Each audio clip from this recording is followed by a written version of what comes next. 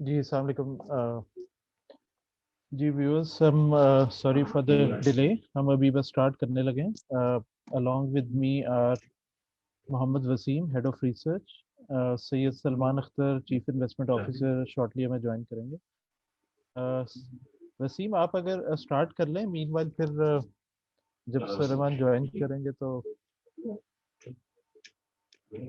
बस वो ज्वाइन कर रहे हैं, 1 मिनट में। वो एक्चुअली दूसरे लिंक के थ्रू उन्होंने ज्वाइन कर लिया, बस वो आ रहे हैं।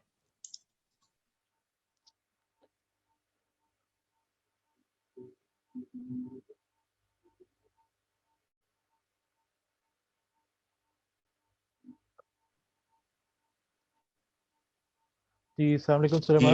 आई थिंक वालेकुम अस्सलाम। जी ज्वाइन हो गए, तो we can start please. Over ठीक टू है जी, यू। बिल्कुल ठीक है जी। ओके, अच्छा, आज हम थोड़ा इकोनॉमी में जो रीसेंट डेवलपमेंट्स हैं उन पर बात करेंगे। जिसमें एक जो डेवलपमेंट हुई है लास्ट मंथ, वो ये है कि हम IMF प्रोग्राम में री इंटर हो गए और हमें एक ट्रांच भी रिसीव हो चुकी है काफ़ी गैप के बाद। और अब समझ लें इसके साथ हमारे जो टोटल प्रोग्राम के अंदर हमें जो पैसे मिले इस वाले प्रोग्राम के अंदर, वो 2 बिलियन हो गए हैं। और इसके बाद हम लोगों ने एक यूरो बॉन्ड भी कर लिया है $2.5 बिलियन का इंटरनेशनल, क्योंकि उसके लिए भी IMF के प्रोग्राम पे होना ज़रूरी था। और आगे हमारे पास World Bank, Asian Development Bank और दूसरी मल्टीलैटरल जो भी एजेंसीज हैं उनसे भी इनफ्लो IMF के प्रोग्राम से मशरूत होता है, तो वो पैसे भी आ जाएंगे। ठीक है, तो इसमें अब थोड़ा सा लेकिन ये है कि प्रोग्राम जो है इसमें कुछ कंडीशंस जो है वो डिफ़िकल्ट हैं। अब गवर्नमेंट उनके ऊपर काम करेगी जून में, तो आई फील के कुछ टफ डिसीजंस इनको लेने पड़ेंगे। या तो थोड़ा सा ऐसा लगता है कि या तो निगोशिएट करना पड़ेगा कि ये जो प्रोग्राम की कंडीशनैलिटीज़ हैं उनको थोड़ा मतलब है कि फेज वाइज किया जाए, अदरवाइज ये कि काफ़ी जो है मुश्किल हो जाएगी इसको अगर वन गो में करते हैं। उसमें दो चीज़ें, एक तो टैक्सेस जो है वो अंडर दिस प्रोग्राम अगले साल जो टारगेट मिला है FBR का, वो काफ़ी जो है आप समझ लें मुश्किल टारगेट है। 1200 बिलियन का तकरीबन जो FBR रेवेन्यूज़ में इंक्रीज है। 6 ट्रिलियन के करीब अगले साल टारगेट करना है, तो ये एक थोड़ा सा चैलेंजिंग लगता है गिवन के इकोनॉमी जो है उसमें अभी भी कोविड जो है उसका इम्पैक्ट है। तो और थोड़ा सा ये है कि इतना बड़ा जंप टैक्सेस में जो है वो आसान नहीं होगा। नए टैक्सेस उसके लिए 600-700 बिलियन के गवर्नमेंट प्रपोज कर रही है लगाने का। सेल्स टैक्स जो है उसकी एग्जेम्पशंस खत्म करना चाह रही है। इनकम टैक्सेस जो है उनकी भी जो है वो स्लैब्स चेंज कर रही है, रेट भी थोड़ा बढ़ाना चाह रही है। ये है कि एक तो ये चीज़ है। दूसरी जो चीज़ इसमें मुश्किल है वो है कि इलेक्ट्रिसिटी टैरिफ्स जो हैं वो काफ़ी एग्रेसिवली इसमें बढ़ाने पड़ेंगे जो इन्होंने एग्री किया है। और तकरीबन आप समझ लें कि 21 रुपये के लगभग जो है वो इलेक्ट्रिसिटी के जो है टैरिफ करने की बात है, जिसमें पहला इंक्रीज जो है अभी इन्होंने कर लिया है।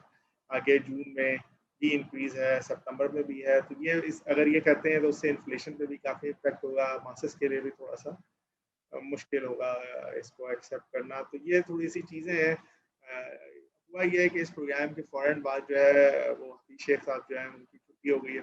थोड़ा सा ऐसा लगता है कि इमरान खान जो है वो खान साहब जो है वो चाह नहीं रहे कि फ़ौरन वन गो में ये सब कर दिया जाए, स्पेशली इलेक्ट्रिसिटी टैरिफ्स। तो हो सकता है कि ये दोबारा रीनेगोशिएट करने की कोशिश करें कि ये जो है थोड़ा फेजेस में इम्प्लीमेंट हो जाए। तो वो चीज़ थोड़ी सी अभी जो है हमें नज़र आएगी। नए फाइनेंस मिनिस्टर जो है अगर फुल टाइम कोई आता है, जैसे शौकत तरीन साहब का नाम है, तो वहाँ पर चीज़ें थोड़ी क्लियर होंगी कि किस तरह से जा रहे हैं, बजट के काउंटर्स क्या हैं। मेरा ख्याल है ईद के बाद ये चीज़ें क्लियर होंगी। अच्छा, ये एक और डेवलपमेंट है इम्पॉर्टेंट जो मैं थोड़ा चाहूँगा कि वो भी हम डिस्कस कर लें। वो ये है कि एक IMF जो है एक और एक्सरसाइज करने जा रहा है जून में। वो ये है कि नए SDR जो है मेंबर कंट्रीज़ को वो इशू करने जा रहा है, लगभग $650 बिलियन के इक्विवेलेंट। वो अगर चीज़ हो जाती है तो पाकिस्तान को उस केस में एक और लाइन जो है वो मिल जाएगी SDR की फॉर्म में, जो जिसको जो है ना कोई मतलब आप उसको उसके बदले में डॉलर्स ले सकते हैं SDR को कहीं देकर। वो एक लाइन है जो मे बी हमें जून से सितंबर के दरमियान मिल जाए, तो वो एक थोड़ा सा हमें कुशन प्रोवाइड करेगी आगे जाते हुए। तो वो एक डेवलपमेंट है जो पॉजिटिव हो सकती है इकोनॉमी के लिए, और कुछ हमें जो है ना कुशन और फर्दर प्रोवाइड कर सकती है, क्योंकि उसकी कॉस्ट कोई नहीं होती, 0.05 जो है उसकी फी होगी उसके ऊपर, और वो परमानेंट फैसिलिटी है। तो वो ये एक नई मतलब डेवलपमेंट हमको शायद 2-3 महीने में आगे जाके मिले। ठीक है जी, तो अगली स्लाइड पे आ जाए।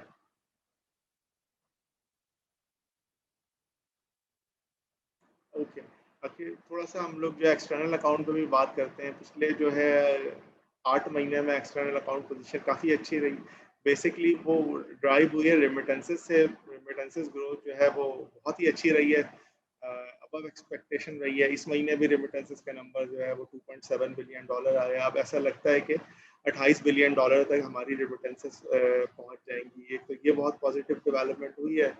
दूसरी तरफ जो है वो सर्विसेज के अंदर भी हमें थोड़ा सा जो है वो कुशन मिला है कि इम्पोर्ट जो सर्विसेज की है वो रुक गई है। जो ट्रैवल के लिए लोग बाहर जाते हैं, हज के लिए जाते हैं, घूमने फिरने जाते हैं, ट्रांसपोर्टेशन के लिए, ये काफ़ी चीज़ें, और कंस्ट्रक्शन सर्विसेज वगैरह हैं, तो उसकी इम्पोर्ट काफ़ी हद तक कम हुई है। तो इन दो फैक्टर्स की वजह से हमारा एक्सटर्नल अकाउंट जो है, एक्सटर्नल करंट अकाउंट काफ़ी इम्प्रूव हुआ है। बट आई बिलीव कि यहाँ से आगे जाएंगे तो ये जो है it is as good as it gets. यहाँ से हमें डिटीरियोरेशन थोड़ी सी नज़र आ सकती है। उसकी वजह यह है कि इम्पोर्ट्स जो है लोकल इकोनॉमिक एक्टिविटी की वजह से इम्पोर्ट्स थोड़ी बढ़ती नज़र आ रही हैं। एक्सपोर्ट्स में शायद उतनी ग्रोथ ना हो।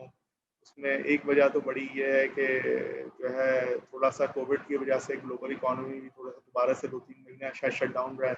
तो यूरोप में भी और दूसरी जगहों पे हमारी एक्सपोर्ट थोड़ी सी स्लो डाउन हो सकती है। तो एक तो यहाँ से हमें लगता है कि थोड़ा सा एक्सटर्नल अकाउंट पर प्रेशर आएगा। सेकेंडली जो है अगले साल में जब हम जाएंगे तो सर्विसेज के अंदर भी डेफिनेटली लोग बाहर जाएंगे, ट्रैवल करेंगे, रिलीजियस टूरिज्म होगा, कंस्ट्रक्शन एक्टिविटी जो है वो हमारी बड़े प्रोजेक्ट शुरू होंगे वहाँ पे भी। और थर्डली रेमिटेंसेस का ट्रेंड भी हमें लगता है थोड़ा सा रिवर्स हो सकता है। उसकी वजह यह है कि जब दुनिया खुलती है तो थोड़ा सा इनफॉर्मल चैनल से रेमिटेंसेस जाती हैं, थोड़े पैसे बाहर रुक जाते हैं, दुबई वगैरह में हुंडी के वाले से कुछ आता है, तो वो चीज़ थोड़ी सी पार्टली आने लगेगी। तो हमें ये लगता है कि दिस ईयर तो 1% से कम होगा करंट अकाउंट, बट अगले साल ये नंबर जो है वो काफ़ी बड़ा हो सकता है। हमारा ख्याल है $9 बिलियन तक ये जा सकता है, स्पेशली सेकेंड हाफ में FY22 के आपको शायद ये नंबर काफ़ी बड़ा नज़र आते हुए। और यही है कि इसको फिल करने के लिए हमें फाइनेंशियल अकाउंट के ऊपर जो है वो लोन्स की ज़रूरत होगी, और आगे और भी शायद बॉन्ड करने पड़े हैं। और ये है कि RDA जो है रोशन डिजिटल अकाउंट, उसमें भी अच्छे पैसे आते रहें तो ये फंड हो पाएगा। ये थोड़ा सा एक्सटर्नल अकाउंट पे हमारा व्यू बनता है। या नेक्स्ट स्लाइड पे आ जाएं। ओके, अब करेंसी पे थोड़ी सी बात कर लेते हैं। करेंसी हमारी काफ़ी स्ट्रेंथन हुई है पिछले 2-3 महीने में। इसमें देखें जो पिछले 2 महीने में करेंसी हमारी स्ट्रेंथन हुई है, वो ना सिर्फ US डॉलर के अगेंस्ट हुई है, बल्कि दूसरी करेंसीज के अगेंस्ट भी, हमारे ट्रेडिंग पार्टनर्स के अगेंस्ट भी हमारी करेंसी अप्रिशिएट हुई है। और जो है उसकी वजह से अभी हम जब रियर का जो रियल इफेक्टिव एक्सचेंज रेट हमारा होता है, वो आखिरी जो नंबर है 97 आ रहा है। ये 100 पे तो हमारी करेंसी हम समझते हैं फेयरली वैल्यूड है। तो फरवरी तक तो वो लगता था थोड़ा अंडर वैल्यूड है, लेकिन मैं समझता हूँ मार्च में जब वो नंबर आएगा तो 100 से ऊपर आ जाएगा। तो करेंसी में हमारा व्यू यही है कि करेंसी जितना अप्रिशिएट हो गई है, शायद यहाँ से जो है अप्रिसिएशन ना हो और ग्रेजुअली आपको डेप्रिसिएशन नजर आए। मोस्ट प्रॉब्ली ईयर एंड तक ये जो है वो 160 के लगभग आ सकती है वापस। यही हमारा अभी व्यू है कि यहाँ से जो है करेंसी शायद फर्दर स्ट्रेंथन नहीं हो, क्योंकि हमारा एक्सपोर्टर भी जो है वो मुश्किल में उससे आ जाएगा। तो ऐसा लगता है। और वैसे भी रियर के बेसिस पे भी करेंसी अब जो है वो फेयरली वैल्यूड हो गई है। मुझे लगता है कि ग्रेजुअली, क्योंकि हमारा इन्फ्लेशन ज़्यादा है, तो यहाँ आपको जाते हुए डेप्रिसिएशन जो है नजर आना शुरू होना चाहिए। ओके, अगली स्लाइड पर आ जाए। ओके, अच्छा, इन्फ्लेशन पे ये है कि इन्फ्लेशन जनवरी में जो है वो लो हिट हुआ था 5.7% का। वहाँ से इन्फ्लेशन जो है वो अब ग्रेजुअली जो है वो बढ़ता हुआ नज़र आ रहा है। Over the next few months जो है वो inflation on the higher side रहेगा। उसकी वजह यही है कि फूड कमोडिटी प्राइसेस भी थोड़ा सा, रमज़ान भी है और थोड़ा अपस्विंग में नज़र आ रही हैं, कुछ वेजिटेबल्स भी अपस्विंग में नज़र आ रही हैं। और इसके अलावा जो है वो टैरिफ के इंक्रीजेस भी हैं और इलेक्ट्रिसिटी। सेकेंडली, बजट में क्यों कुछ नए टैक्सेशन मेजर्स हैं, कुछ सेल्स टैक्स चीज़ों पे लगा देंगे, तो इन सब का इम्पैक्ट जो है वो हमें अगले 4-5 महीने में नज़र आएगा। इन्फ्लेशन हमें लगता है डबल डिजिट हो जाएगा और अगले 4-5 महीने डबल डिजिट में ही रहेगा। उसके बाद जो है ग्रेजुअली टेपर ऑफ हो सकता है। लेकिन इसमें ये है कि बहुत इंपॉर्टेंट चीज़, एक तो ग्लोबल ऑयल प्राइसेस हैं वो कहाँ रहती हैं। अभी हम $60 अज्यूम करके चल रहे हैं, अगर वो बढ़ जाती हैं तो इसका इम्पैक्ट होगा। प्लस इलेक्ट्रिसिटी टैरिफ हमने जो है ग्रेजुअली बिल्ट इन कर रहे हैं, अगर वो ज़्यादा तेज़ी से बढ़ते हैं तो थोड़ा सा अपसाइड इन्फ्लेशन में फर्दर बन सकती है। यही है इन्फ्लेशन का। आगे फिर मार्केट पे वसीम बात कर लेंगे थोड़ी सी, फिर हम क्वेश्चन आंसर सेशन के लिए खोल देंगे। जी थोड़ा सा वैल्यूएशन को डिस्कस कर लेते हैं। जो है हिस्टोरिकली अगर हम देखते हैं हमारी अर्निंग यील्ड और 10 साल के जो पीआईबी का जो डिफरेंशियल है वो ऑन एवरेज तकरीबन लगभग 1% के आसपास रहा है। अगर स्प्रेड इससे ऊपर रहता है तो इसका मतलब हम कह सकते हैं कि मार्केट अंडर वैल्यूड है, और अगर स्प्रेड इससे नीचे रहता है तो इसका मतलब है मार्केट थोड़ा सा ओवर वैल्यूड है। करंटली अगर हम बात करें तो ये स्प्रेड जो है वो लगभग 4% के आसपास के करीब आ चुके हैं। दैट शोज कि हिस्टोरिकल एवरेज से ये 3% ऊपर चल रहा है। और अगर हम इंटरेस्ट रेट्स हाइक के सिनेरियो को भी थोड़ा सा डिस्कस कर लें कि लेट्स से वो जो इमीडिएटली तो नहीं लग रहा कि शायद इंटरेस्ट रेट्स अभी बढ़ाएंगे, जैसे स्टेट बैंक अपनी मॉनेटरी पॉलिसी में भी कहा है, तो उस चीज़ को भी कंफर्म कर लें तो मार्केट स्टिल जो है वो हमें अट्रैक्टिव लगती है बेस्ड ऑन फेड मॉडल। ये थोड़ा सा हम इक्विटीज़ का कंपैरिजन कर लेते हैं ओवर अ लॉन्गर पीरियड। अगर हम 10 साल के अंदर देखते हैं कि किस तरह से इक्विटीज़ ने परफॉर्म किया है विज़ अगर आप कंपेयर कर रहे हैं गोल्ड से, टेबल्स के साथ, पीआईबीज़ के साथ, नेशनल सेविंग या यूएसडीपी के रिटर्न के साथ, तो सिंस 2010 अगर हम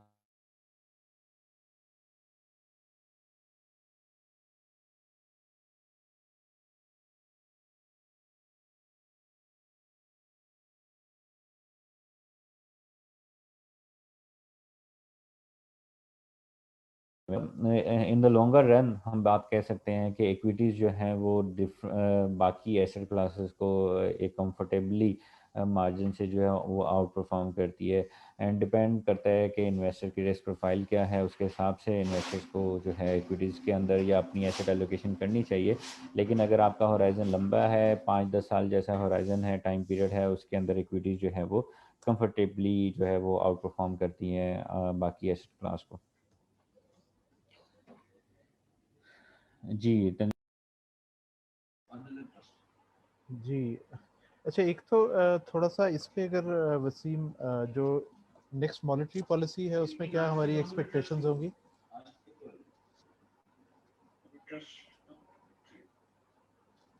जी उसके ऊपर मैं थोड़ा सा ये बात करूंगा कि जो मार्च की एमपीएस हुई उसके अंदर स्टेटस को रखा स्टेट बैंक ने, और उसमें स्टेट बैंक ने एक वर्ड यूज़ किया ब्रॉडली अनचेंज, जो है फॉरवर्ड लुकिंग गाइडेंस दी है। तो वेरी लाइकली हमारे ख्याल से शायद मई के अंदर जो है वो स्टेटस को ही रहे। और चूंकि अभी इस पे थोड़ा मैं सा भी थोड़ा सा वसीम आपके साथ मैं भी थोड़ा सा ऐड करना चाहूँगा इस चीज़ में। देखें, इसमें इन्फ्लेशन जो है ना आपका, वो शायद डबल डिजिट में आपको मई में मिले, बट एक्चुअली इनकी थोड़ी विलिंगनेस नहीं लग रही है, मतलब इंटरेस्ट रेट बढ़ाने की जो हमें लगने लगा है। दे विल ट्राई के किसी तरह से, क्योंकि वो ये रीजनिंग दे रहे हैं कि ये जो इन्फ्लेशन बढ़ा है ये इनर सप्लाई साइड के इश्यूज की वजह से बढ़ रहा है, इसको मॉनेटरी पॉलिसी से एड्रेस नहीं कर सकते। वो ये लाइन टो कर रहे हैं कि सप्लाई साइड है, डिमांड लेड नहीं है। डिमांड होता तो हम इसको कर्व करते इंटरेस्ट रेट बढ़ा के, ये तो सप्लाई साइड है। ये थोड़ा सा और कह रहे हैं हेडलाइन इन्फ्लेशन को आप नहीं देखें, आप कोर को देखें। कोर अभी भी 7% है। थोड़ा सा इनको एक्सटर्नल साइड पे कुशन भी है, थोड़ा कोविड भी है, थोड़ा सा मतलब उसका भी ये प्ली ले रहे हैं। तो ऐसी फीलिंग है कि दो इन्फ्लेशन तो बढ़ के आएगा, लेकिन ये जो रेट साइकिल है मॉनेटरी पॉलिसी का कि जिसमें इंटरेस्ट रेट बढ़ने चाहिए, उसमें ये थोड़ा सा मुझे लग रहा है कि ये वाली पॉलिसी में अब कोशिश करेंगे कि इसको ना बढ़ाया। स्पेशली अगर इनको आईएमएफ साइड पे कंफर्ट एसडीआर की मिल जाती है तो मुझे लगता है कि ये थोड़ा सा जो है ना इसको डिले करने की कोशिश करेंगे। तो वैसे हमें लगता था कि बढ़ना चाहिए depending on the price pressure, भले कोर हो, लेकिन उन्होंने एक पाथ दे दिया है कि हम जो है देखेंगे वेज निगोशिएशंस अगले कैसे होते हैं, international oil prices, commodity prices कहाँ चलते हैं, वेज निगोशिएशंस जो है वो जाहिर सी बात है बजट में होंगे, तो मुझे ऐसा लगता है दे विल ट्राई कि किसी तरह मई को गुजार लें पीक को, और फिर आगे जाके जुलाई में देखें। तो अब ये हमारा फीलर बन रहा है कि थोड़ा सा they may try to kick the can down to July में भी। तो ये थोड़ा सा व्यू चेंज हुआ है। वसीम, आपका क्या ख्याल है? जी बिल्कुल ठीक कह रहे हैं सलमान भाई। अच्छा, एक और क्वेश्चन है, बेसिकली दो क्वेश्चन और हैं। एक फॉरेन इन्फ्लोज के ऊपर क्या आउटलुक है, and secondly impact of proposed amendments in SPP act, उसके हवाले से अगर आप कुछ कमेंट करना चाहें। देखें, इसमें फॉरेन फ्लो अभी जो है फॉर द टाइम बीइंग तो सही है। देखें, अभी इन लोगों ने ये 2.5 बिलियन यहाँ से ले लिए हैं, IMF की ट्रांच पे आ गई है, प्रोग्राम पे है, ईयर एंड थोड़े और फ्लो आ सकते हैं। रोशन डिजिटल में फ्लो अच्छा आ रहा है, मतलब अभी तो चल रहा है क्योंकि रेट अच्छा है। इसमें एक आर्बिट्राज का एलिमेंट भी मतलब थोड़ा सा लगता है कि लोग बाहर से ऐसे जो है, क्योंकि रेट अच्छा है तो आर्बिट्राज करके भी भेज रहे हैं। तो अभी अब देखते हैं तो फंडिंग फ्लो आपका अच्छा है, जो फंड कर ले शायद अगले 2-3 महीने जो है ना करंट अकाउंट को, बल्कि थोड़े शायद रिजर्व बढ़ ही जाए। बट इसमें एक चीज, एक और फैक्टर जो मैं पहले भी बोल चुका हूँ, IMF का SDR बड़ा इंपॉर्टेंट है। अगर SDR की रीएलोकेशन होती है तो इनके पास फंडिंग जो है वो 2-3 महीने और बियॉन्ड जून भी शायद हो जाए। ये कि अगले 3-4 महीने के व्यू से देखते हैं तो फॉरेन फ्लोज जो है वो सही लगते हैं, उनमें इतना इशू नहीं होता। But as we progress towards the end of the year तो मे भी थोड़ा सा फंडिंग के इश्यूज ड्रॉप अप होने लगे।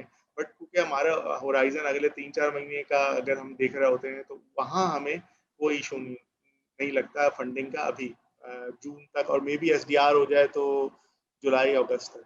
ठीक है, बाकी SBP एक्ट पे देखें जो चीज़ें की हैं उसमें एक तो 3-4 मोटी मोटी चीज़ें। एक तो उसका ऑब्जेक्टिव जो है वो क्लीनली उन्होंने एक डिस्क्राइब कर दिया है कि प्राइमरी ऑब्जेक्टिव क्या है, वो जो है प्राइस स्टेबिलिटी है।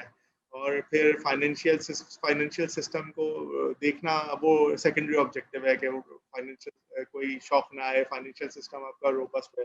और टर्शरी ऑब्जेक्टिव कर दिया है आपका इकोनॉमिक ग्रोथ और ये सारी चीज़ें। तो पहले ऐसा नहीं था, पहले इस तरह डिफाइंड नहीं था। पहले जो है वो प्राइसेस और इकोनॉमिक ग्रोथ दोनों थी, तो अब जो है उन्होंने डिफाइन कर दिया है। तो सॉर्ट ऑफ आपको ऐसा कर दिया है जैसे बाहर होता है कि इन्फ्लेशन टारगेटिंग बैंक, मतलब सेंट्रल बैंक आपको थोड़ा सा रोल उन्होंने कर दिया, जो आपको ECB में भी नजर आता है, कई बैंकों में होता है कि इन्फ्लेशन वो उनका प्राइमरी जो है ना गोल होता है उसे कंट्रोल करना। तो एक बड़ी चेंज ये है। दूसरा स्टेट बैंक की ये है कि ऑटोनोमी थोड़ी सी इस तरह से बढ़ा दी है कि अब पहले जो है वो फाइनेंस मिनिस्ट्री का इन्फ्लुएंस होता था, फाइनेंस सेक्रेटरी जो है स्टेट बैंक के बोर्ड पे होता था, तो वो उन्होंने चीज़ खत्म कर दी है। स्टेट बैंक के गवर्नर का टेन्योर 5 साल कर दिया है, उसको आप हटा नहीं सकते अनलेस कोर्ट डिसाइड करे। तो उसका टेन्योर जो है उसको थोड़ा सा उन्होंने सिक्योर कर दिया है, ये चीज़ है। नहीं पर थर्डली स्टेट बैंक का जो पेड अप कैपिटल है वो पहले बहुत कम था, इस वक्त बहुत कम है। तो उसको एक अच्छे लेवल पे गए, जो इसकी रिजर्व मनी है उसका 8% कर लें, वो उतना बढ़ाते जाएंगे हर साल प्रॉफिट्स में से। तो ये एक चीज़ और की है। और एक ये है कि स्टेट बैंक पहले गवर्नमेंट के कॉसी फिस्कल ऑपरेशंस रन करता था, रूरल क्रेडिट दे देता था जहाँ और उधर गवर्नमेंट कहती थी तो पैसे दे देता था। वो सारी चीज़ें भी उन्होंने बैन कर दी हैं कि आप नहीं करेंगे। हाँ, कहीं ज़रूरत है तो स्कीम तो रन कर सकता है, लेकिन ये कि पहले खुल के आके जैसे करता था वो नहीं करेगा। प्लस ये कि गवर्नमेंट को जो फंडिंग लाइन वो देता था प्राइमरी मार्केट में, जो गवर्नमेंट कहीं नहीं तो स्टेट बैंक से पैसे ले लेती थी, उसको थोड़ा सा उन्होंने कंट्रोल करने की कोशिश की है। कहा है कि गवर्नमेंट को बोरिंग जो है ना जीरो रखनी पड़ेगी। पहले ये था क्वार्टर की बेसिस पे कर दे जीरो, लेकिन अब ये है कि कंटिन्यूसली जीरो रखना पड़ेगा। तो ये मतलब सारी चीज़ें हैं जो थोड़ा सा स्टेट बैंक का रोल इन्हांस करने की उन्होंने कोशिश की है इस एक्ट के तहत। But having said this, practically देखें, अगर गवर्नमेंट को कभी बहुत ज़रूरत हो, इमरजेंसी हो, तो किसी तरह की भी ऑटोनोमी जो है वो काम नहीं आती, क्योंकि स्टेट बैंक जो है वो गवर्नमेंट का ऑर्गन ही है। तो वो फोर्स मेजोर हो या कोई ऐसी चीज़ हो तो कुछ भी कर सकती है। लेकिन ये है कि अभी इस एक्ट में ये सारी चेंजेस की हैं, थोड़ा सा ऑटोनोमी बढ़ाने की कोशिश की है स्टेट बैंक की, ये सारी चेंजेस है जो मैंने आपको समरी में बताने की कोशिश की। वसीम, तुम कुछ अगर चाहो तो ऐड करना। नहीं, मेरे ख्याल से एक नेक्स्ट क्वेश्चन है जिसको मैं रिस्पॉन्ड कर देता हूँ। Income fund positioning in terms of duration management, जो हमारे गवर्नमेंट सिक्योरिटी फंड है और यूबल ग्रोथ एंड इनकम फंड है, उसकी जो वेटेड एवरेज मैच्योरिटी है वो लगभग 2 साल के आसपास है, और इसी तरह से जो हमारा यूबीएल इनकम अपॉर्चुनिटी फंड है वो लगभग 1 साल के आसपास है। तो इसमें ट्रेड हम करते रहते हैं, कोई ट्रेडिंग अपॉर्चुनिटी नज़र आती है तो वो डेफिनेटली फिर इसमें उसके अकॉर्डिंगली अपनी ड्यूरेशन या वैन को हम एडजस्ट कर लेते हैं। जो एक और क्वेश्चन है, if tax collection target is carry forward into next budget will it impact market in the second half of 2021? तो इस पे अगर सलमान भाई आप कुछ कमेंट करना चाहें। यार मैं तुम रिपीट करोगे सवाल, मैं थोड़ा सा मैं सुन नहीं पा रहा असल में, फिर बताओगे क्या सवाल है। If tax collection target is carry forward into next budget, will it impact market in the second half of 2021? यार देखो, टैक्स कलेक्शन का टारगेट जो है अगले साल का, वो थोड़ा सा हमारा भी ख्याल है आसान नहीं होगा, इट विल बी टफ। और उसमें क्या मेजर्स लेते हैं वो देखना पड़ेगा, क्योंकि सेक्टोरल इम्पैक्ट देखें अभी बहुत इट्स टू अर्ली कि क्या करेंगे, लेकिन देखिए कई इंसेंटिव जो थोड़े थोड़े कॉन्टोर्स आए हैं, जैसे डेयरी सेक्टर को कुछ इंसेंटिव्स अनाउंस कर रहे हैं, कुछ रिड्यूस सेल्स टैक्स कह रहे हैं, कोल पे कुछ बढ़ाने की बात कर रहे हैं, तो जाहिर सी बात है कि कंपनी टू कंपनी इम्पैक्ट आ सकता है, रेवेन्यू कलेक्शन बढ़ाने की कोशिश करें, मे बी बैंक्स के साथ कुछ करते हैं ऐसा, बट अभी इसके ऊपर क्लैरिटी मतलब नहीं है, क्योंकि सेक्टोरल क्या करेंगे, कहाँ कैसे टैक्स लगाएंगे, वो क्योंकि जैसे जैसे जो है आगे जाएंगे तो समझ लें कि चीज़ें क्लियर होंगी, लेकिन डेफिनेटली हायर टैक्सेस के लिए जो है कहीं ना कहीं तो किसी को तो टैक्स करेंगे, तो वो थोड़ा बहुत नेगेटिव इम्पैक्ट जो है वो हो सकता है मार्केट के लिए, लेकिन वो उसी वक्त जो है डिटरमाइन होगा जब हम बजट के करीब जाएंगे। अच्छा, मेरे ख्याल में ये क्वेश्चन थोड़ा सा सुलेमान ये था, इस साल का टैक्स कलेक्शन टारगेट, तो इस पे अगर कमेंट करना चाहिए, क्योंकि अभी तक जो मेरे ख्याल सिचुएशन है उसमें टैक्स कलेक्शन तो ऑन टारगेट है, बल्कि थोड़ा एक्सीड ही कर रही है। यार रिवाइज टारगेट इस साल तो हाँ रिवाइज टारगेट 4.7 है, हम भी यही कह रहे हैं 4.7, जो ओरिजिनल टारगेट था ना 4.9, वो थोड़ा सा मुश्किल लग रहा है, लेकिन देखें इनिशियली जो लोग समझ रहे थे कि टैक्स कलेक्शन 4.4 होगी, वो हम शुरू से कह रहे थे ज्यादा होगी। देखें उसकी वजह है हरल कि हमारा टैक्स जो है ना वो डिस्प्रोपोर्शनेटली हमारी इंडस्ट्री से कलेक्ट होता है, ठीक है। एग्रीकल्चर पे टैक्स बहुत कम है, सर्विसेज पे भी टैक्स नहीं है, you know other than banking services, wholesale retail पे टैक्स नहीं है, कोई टैक्स नेट में नहीं है, सारा टैक्स है मैन्युफैक्चरिंग में। मैन्युफैक्चरिंग की जो ग्रोथ है वो बहुत रोबस्ट है।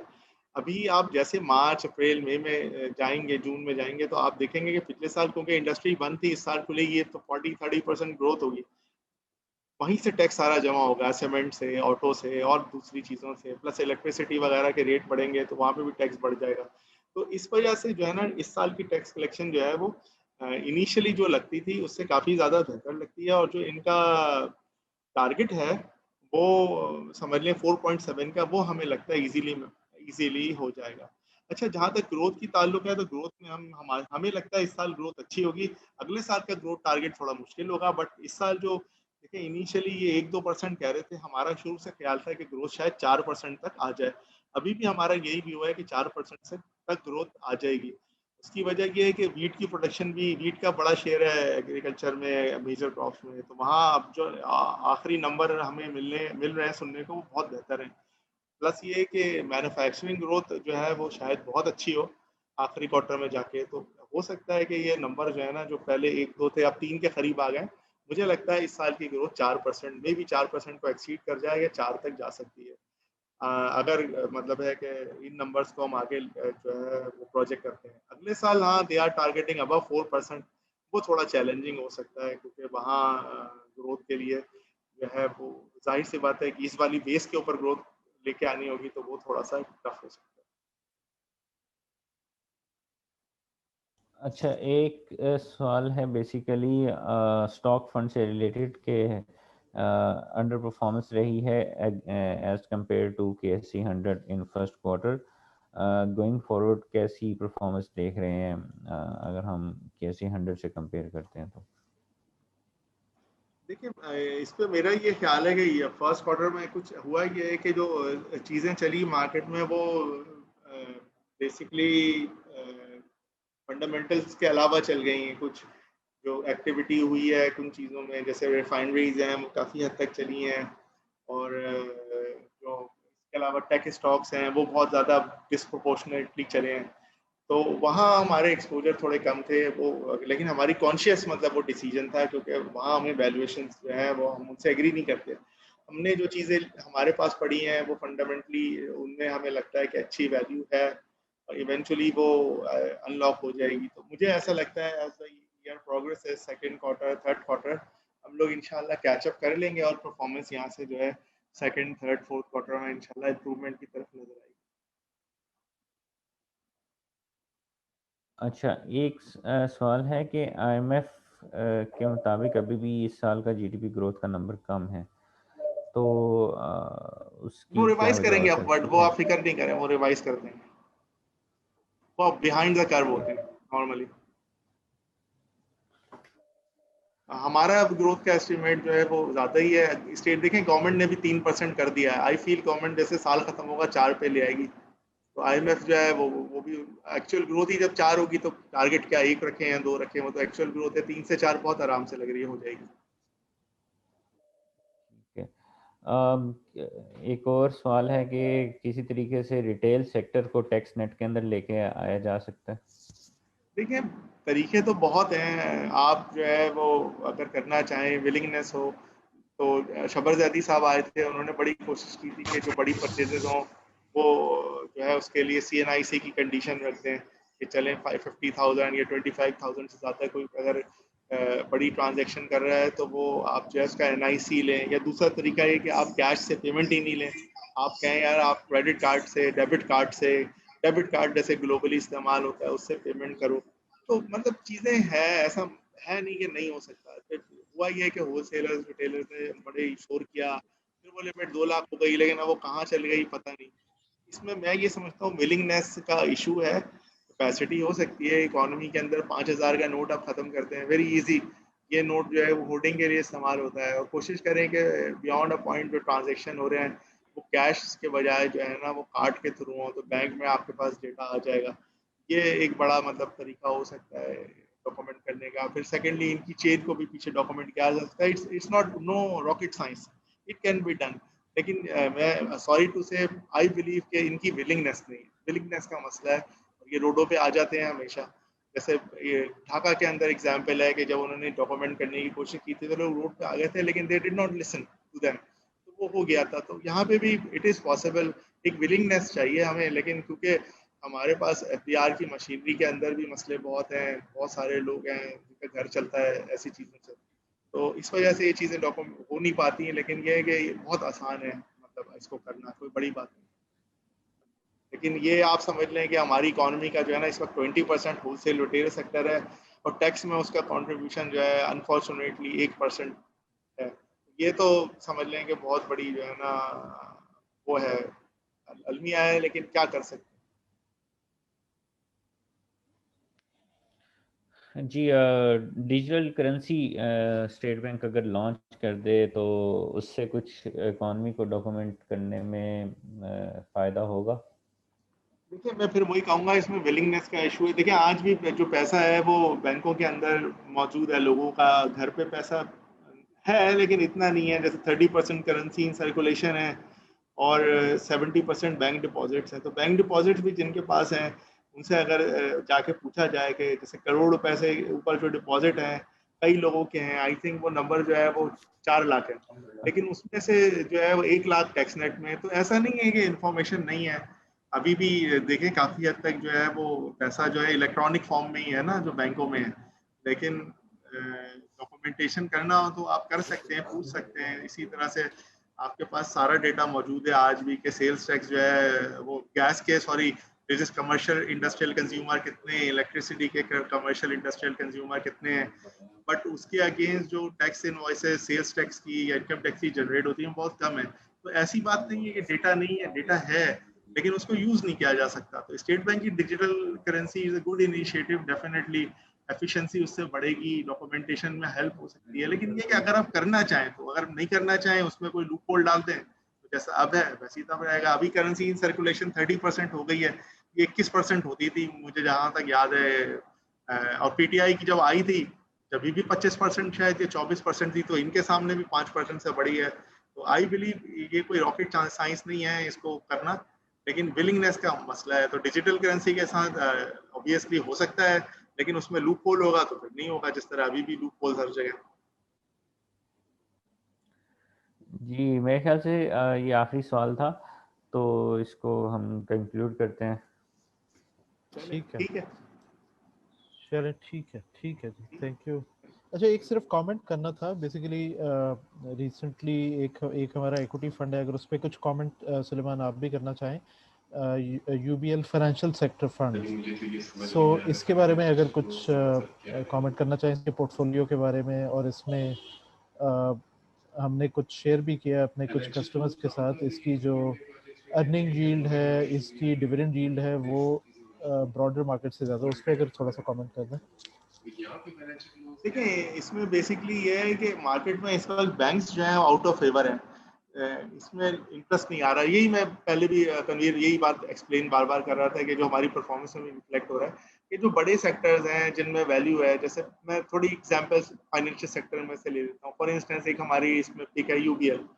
यूबीएल की अर्निंग हमारे हिसाब से अगले साल 22 से 25 रुपए के दरमियान कहीं बैठ जाएगी। वसीम, मैं सही कह रहा हूँ? वसीम, तो जी अब जी 22 से, जी, आप हाँ, सही कह रहे हैं। और डिविडेंड डिविडेंड यील्ड जो है वो आप समझ लें 13 से 14 रुपए डिविडेंड भी आ जाएगा हमारे हिसाब से। उस हिसाब से अगर आपको 115 रुपए में या 118 रुपए में मिलता है, तो अर्निंग्स यील्ड आप खुद ही अंदाजा लगा लें कि जो है ना इस वक्त वो तकरीबन 20% के करीब, 19-20% अर्निंग्स यील्ड है, जहाँ 10 ईयर का आपका बॉन्ड आपको जो है 10% दे रहा है। डिविडेंड यील्ड अगर इसकी 11-12% है, मतलब डिविडेंड यील्ड ही ज्यादा है। अब मैं मतलब, और फिर आप देखते हैं इसका प्रोविजन कवरेज बहुत इंप्रूव हो गई है। फिर मैं अगर रिस्क प्रोफाइल देखता हूँ, credit to deposit ratio, advance to deposit ratio देखता हूँ, ठीक है, आगे देखता हूँ मिडल ईस्ट में चीज़ें संभल गई हैं, तो अब चलता नहीं है। ये मतलब ये एक चीज़ है कि कभी कभार चीज़ें जो होती हैं वो टाइम लगाती हैं चलने के अंदर। तो अगर इसी तरह से फाइनेंशियल सेक्टर के अंदर दूसरे भी हमारे पिक्स देखते हैं, लाइट बैंक है, उसकी भी इसी तरह की स्टोरी है, या आदमजी इंश्योरेंस है, उसकी भी मैं समझता हूँ इस साल अर्निंग 8 रुपीज़ तक आ जाएगी। तो चीज़ें उसमें बहुत अच्छी हैं। अगर मैं वैल्यूएशंस पे देखता हूँ, तो अपसाइड अगर वैल्यूएशंस पे निकालूंगा ना, तो 50% शायद अपसाइड बनती हो अगर हमारी सारी टारगेट प्राइसेस अचीव हो जाएंगी। इस पे वसीम भी कमेंट कर लेगा। वसीम, अगर इनकी टारगेट प्राइसेस अचीव हो जाती हैं, जी बिल्कुल, मोस्टली जो बैंक्स हैं वो 0.6 और 0.7 के प्राइस टू बुक के ऊपर चल रहे हैं, स्पेशली बड़े बैंक्स हैं, एक्सक्लूडिंग एमसीबी में बात कर रहा हूँ। तो जगह तो बहुत बनती है। डिविडेंड यील्ड भी काफ़ी अच्छी है, जैसे लाइट जो है वो कंफर्टेबली 8 रुपये का डिविडेंड दे सकता है, तकरीबन 71 रुपीज़ के लगभग चल रहा है, डबल डिजिट में इसकी डिविडेंड यील्ड है। इसी तरह से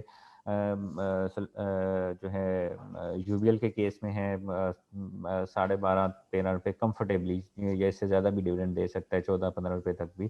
तो कैपिटल एडिकेसी रेशियोज भी बेहतर हैं। इन रेशियोज को हम बैंक्स को जब हम कंपेयर करते हैं 2008-9 के टाइम से, तो उस टाइम के हिसाब से अगर हम देखते हैं तो उस लेवल की प्राइस टू बुक के ऊपर ये ट्रेड कर रहे हैं, 0.6 0.5 इन सम केसेस।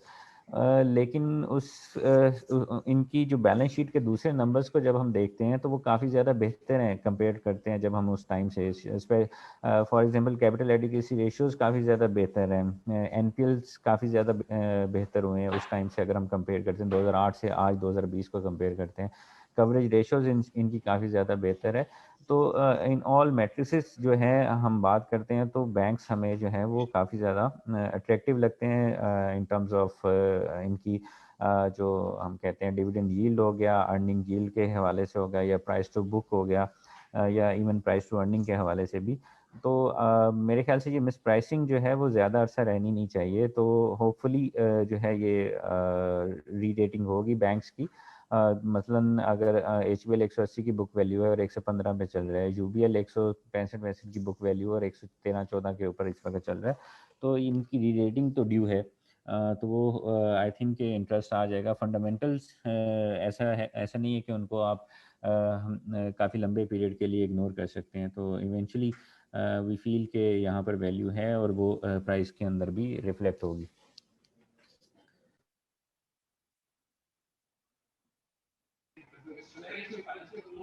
चलें, thank you Waseem Salman. Participants का भी बहुत शुक्रिया, काफ़ी पर्टिनेंट क्वेश्चंस पूछे गए।